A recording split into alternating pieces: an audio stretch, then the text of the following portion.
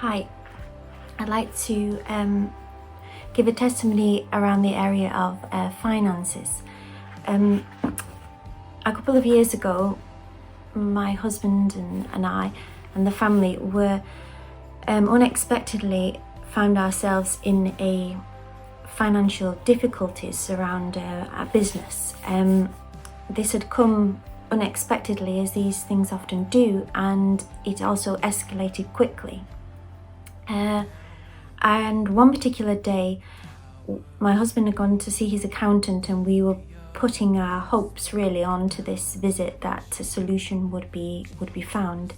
And when he came home, it was actually far worse than we thought. And my husband said, "What should we do?" I didn't know what to do. I picked up the car keys and I left to go to Aldi, so I had time to think. I wasn't going for retail therapy.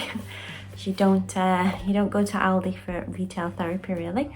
But I was going to have some time away from the house and talk this through with God.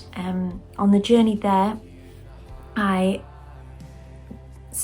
was honest with God. I told him every fear that I had, every concern, every question, like, where has this come from? Why is this happening? What should we do?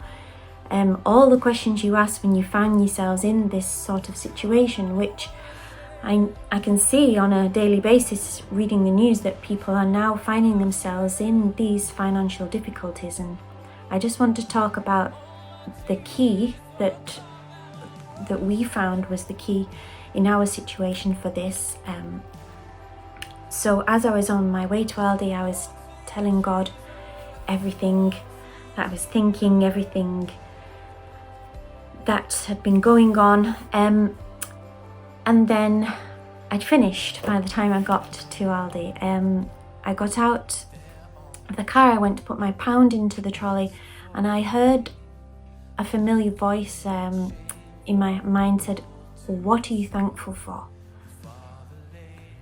And I was not in a position or a place to be thankful for anything. I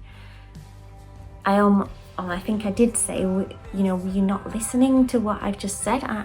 Can you see our situation? I don't know what I'm thankful for at this moment. And then I heard it again, "But what are you thankful for?" So as I entered the shop, I tried to think of things I was thankful for, and I could only think really of health. So I said, well, I'm thankful for the health of the children and our family. I'm thankful for the health. And then I tried really hard again, and I repeated it again. I'm thankful for the health of the children. And then as I carried on through the shop, it began to get slightly easier. I was thankful for the roof over our heads. I was thankful for his provision. I was thankful for a lot of things. And then as I turned onto the second aisle, just after the potatoes, before the carrots, something shifted. It was like thankfulness was the key to turn my perspective completely. So the perspective of the fear, the heaviness, the oppression that finding yourself in a financial difficulty brings, the thankfulness was the key that completely turned my perspective. And this incredible, from my head to my toe, peace came upon me, and I was just completely overwhelmed by his love and his peace. And I didn't get any answers, but he took away the heaviness and the darkness and the fear and all the things that I'd been living under for so many months in this situation. And then I basically glided through the rest of my shop. I got to the queue. The shop assistant beckoned me over and opened a till for me. She even helped me unload the food onto the conveyor belt, and I think I paid.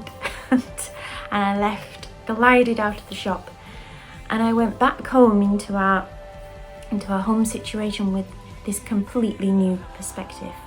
The circumstances were the same as when I left, but the perspective brought clarity, and it brought wisdom, and it brought the ability to be able to talk it through with my husband and come up with ideas and solutions that we could find, all from a perspective of peace and calm and clarity that I believe God brought in that moment when we most needed it.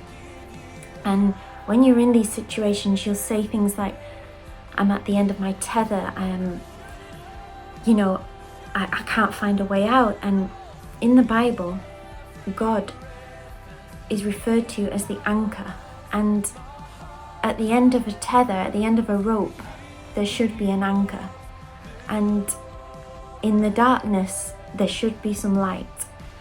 And when you're losing the battle and your sword is gone, there should be a shield. There should be a horn of salvation that you can ask for help. And the reason God is described as all those things in the Bible is because that is who He is. And you will come across times in your life, it may not be in finances, but it will be a time when things are crowding in and you don't know where to turn or what to do. But the reason He's described as our hope, as our anchor, as our light, as our shield, as a horn of our salvation, as our rock, when people say we hit rock bottom, at rock bottom there's a rock. And God is described often as the rock and the fortress. And in that moment, I knew that my hope was secure because He is all those things, and He became all those things to me once again when I needed it most. So I just want to pray for you. If you are in financial difficulties, I just want to pray for you now. So Father, I pray that you would come and you would bring the key into each person's circumstance and situation. You would come as hope, you'd come as the anchor, you'd come as the rock, you'd come as the light in the darkness, and you would bring a new perspective that brings clarity and that will enable them to walk through this hand in hand with you, not feeling alone, not feeling that there's no way, but hand in hand with you, Father.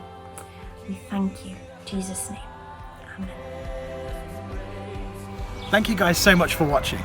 At Catch the Fire Manchester, our hope whilst you're watching this content is that you encounter the living God and that He transforms your life. If you want to access more content from Catch the Fire Church in Manchester, why not like and subscribe?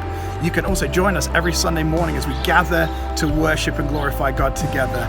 The link for that will be in the bio. You can jump on our website at ctfmanchester.com for any more details. We'll see you guys really soon.